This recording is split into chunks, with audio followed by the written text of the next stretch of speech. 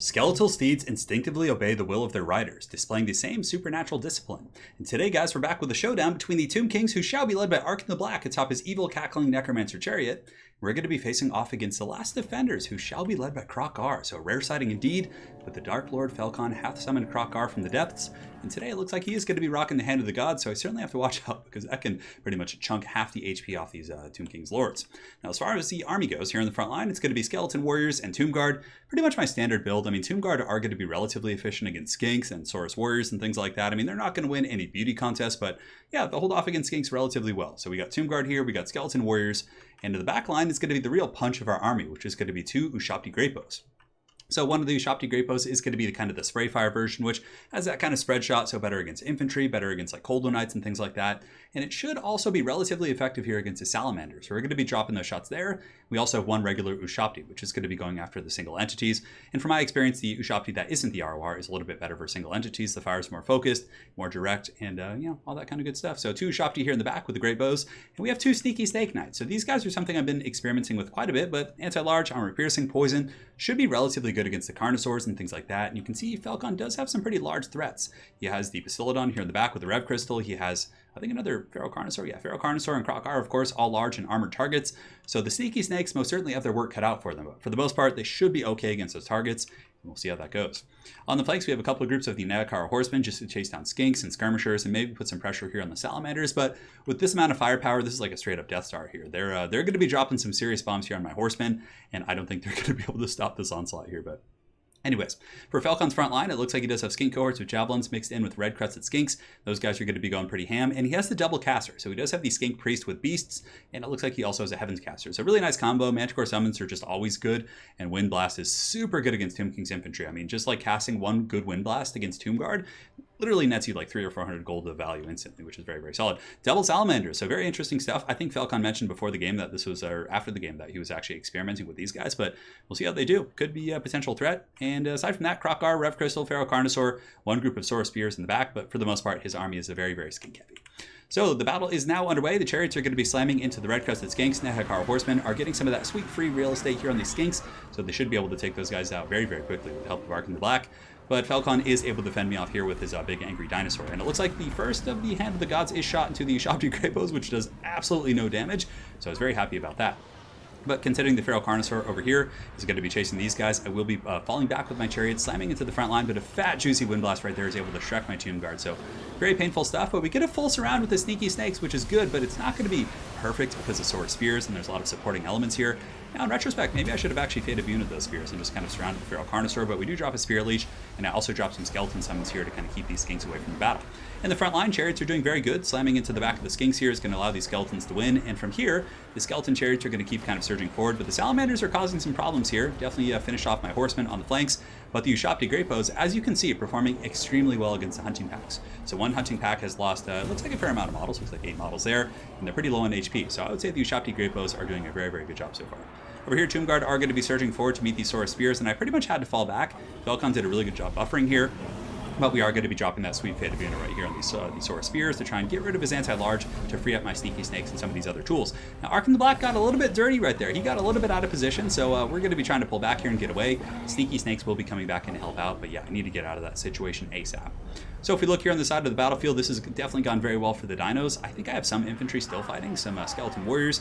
Chariots are still running shop up to 35 kills. And I mean, the Skinks are also taking a beating as well, and we were able to actually finish off the Skink Priest with Heavens, or at least break him. So from here, I actually grab my chariots, and I chase off the Skink Priest of Heavens. Yeah, I'm pretty sure I chase him off the battlefield.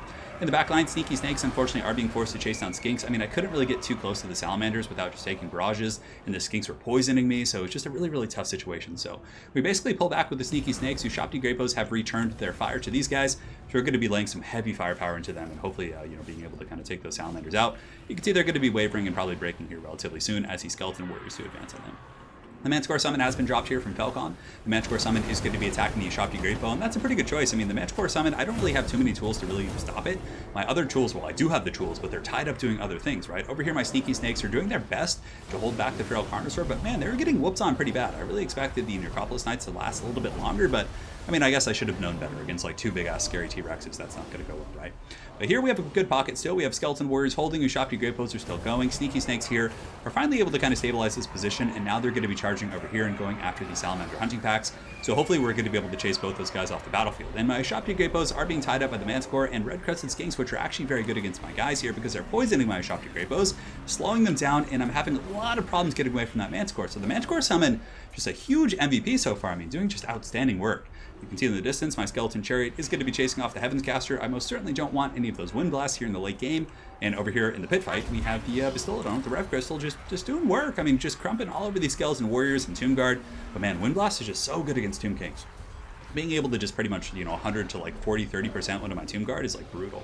So the Summon Manticore is gone, Ushopti Great Bows are going to be falling back, but the T-Rexes are on the hunt, which is a little bit scary. So KROQ is coming in, he's pretty pissed off, and there is another Manticore coming in as well. So it looks like both summons were used, and on top of that, the Chameleon Skinks are behind me, they're going to be poisoning me, I'm not going to be able to get away, so beautiful stuff there from Falcon, positioning from all angles.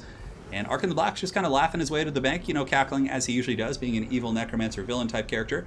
And I believe I was going to be trying to like bait KROQ away, so I pulled in. I was like, all right, it's like Jurassic Park with the Jeep scene, so I'm trying to pull him away, distract him from something else. And Arkin the Black here is going to be getting hunted here by KROQ, which is what I wanted because I thought maybe, just maybe, I could get the Ushopti Great Bow away, but for the most part, it's quite grim. On the far side of the battlefield, the Salamanders have been pushed off. I summoned my Ushopti back there to make sure they were gone. And the Feral Carnosaur here is going to be getting attacked by a pretty good little goon squad. So this is a good situation for me. The Feral Carno is pretty low leadership. I mean, feral dinosaurs in general don't have the best leadership. And the anti-large cav here are going to be chasing him down with the help of the Ushopti. So maybe we're going to be able to break him. Hard to say. We're most certainly going to be trying our best. Now back in the main battlefield, Arkin the Black is doing his thing. He got away from KROQ, but at a great cost. So we're going to be charging into these little skinks right here, but I get a little bit trapped up in the charge. I thought he would have more penetration, that's what she said, but not able to get through these guys. We're trying our best, but KROQ's on the hunt. I was like, oh god, he's coming. So we're going to be trying to juke, and we kind of dodged that shot. A little bit of a block up here from the Skeleton Warriors is able to obstruct them. Arkin the Black is going to be falling back and trying to get away. We still have Tomb Guard fighting in the main fight. I mean, able to clean up the skinks, and for the most part, there's not like a lot of meat left here. The Feral Carnosaur did get pushed off there, so I mean, unfortunately, we didn't finish him, but I thought my only chance of actually winning this game, I felt, was to get back and help out Arkin with the Sneaky Snake. So they're coming back, 9 models here. We get a Spirit Leech, and yeah, we're just going to be trying to get away. It's looking very grim bones, though. We have the Skink Priest right here, but he's pretty much a non-factor because he has used his Manticore summons. But here, of course, the Chameleon Skinks are going to be able to poke me, so 500 HP. I mean, that's even an attainable amount for the Skinks here. So Libra Mortis going down, and we do ride dirty through some of those guys. We take out, it looks like, none of them on the pursuit. No, 4 of them go down there. KROQ's a little bit mucked up here by all the skeletons. We have some Tomb Guard coming in with the Libra Mortis. We have a decent little blob, but the Feral Carnosaurs come back. Sneaky Snakes are now turning to fight, which they're in a losing situation because of the Red Crested Skinks. And that's going to be army losses for my forces, as the Cackling Necromancer hath fallen to the little Chameleon boys. So well played. Very, very fun game for sure. Now, a couple things in retrospect. I think we had some okay catches. Our pressure on the flank was, not bad in the beginning. Our Ushopti Great Bow fire basically nullified the effectiveness of the hunting packs, which was quite good, but we didn't have enough to really deal with the big T-Rexes, I found. And, I mean, I thought the Sneaky Snakes would be up to the task, but in retrospect, I'm kind of like, maybe I should just bring like an Necrosphinx or something, right? Like bring an Necrosphinx and then a couple spear units, because these guys are expensive, right? They cost what, like 1,400 or something? So that's 2,800. So yeah, I could get an Necrosphinx. Even the ROR or a regular one doesn't really matter. And then from there, I can mix in a couple spears as well, which would really help out. Because the Ushopti Great Bows deal with the Salamanders, my infantry and the Chariots, like, Chariot was MVP. 126, it literally cleaved through like half of his infantry corps and did a ton of damage. So that was all good. But I think the Necropolis Knights with Halberds, like, though on paper they seem like they would be really good here, I think that the Necrosphinx would just be better because it's a pretty big threat. Like, that thing can really fend you off for sure. So like, maybe find a way to get a Necrosphinx and, or like a Necrosphinx plus a Tomb Prince, like for double anti-large, because those two would be able to fend off the Feral Carnosaur and KROQ. The killing power from Arkin the Black and the Chariots would deal with all the infantry, and the Ushopti Great Bows would counter the Salamander type threats.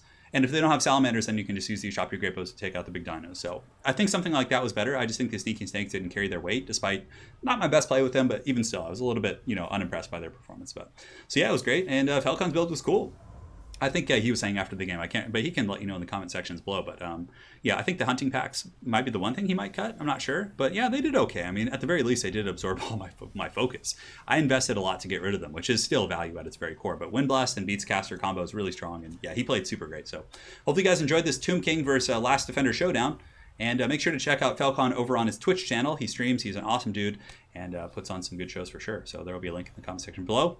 And we'll see you guys next time. Take care.